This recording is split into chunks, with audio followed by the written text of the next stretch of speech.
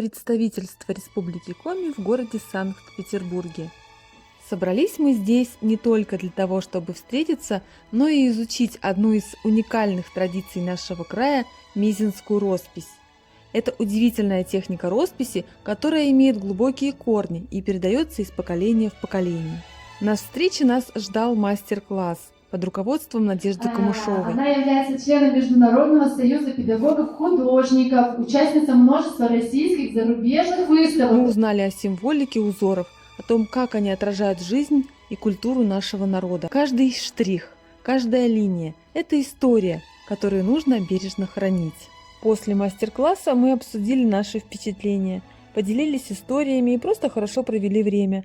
Это была замечательная возможность встретиться с земляками, узнать больше о нашей культуре и традициях.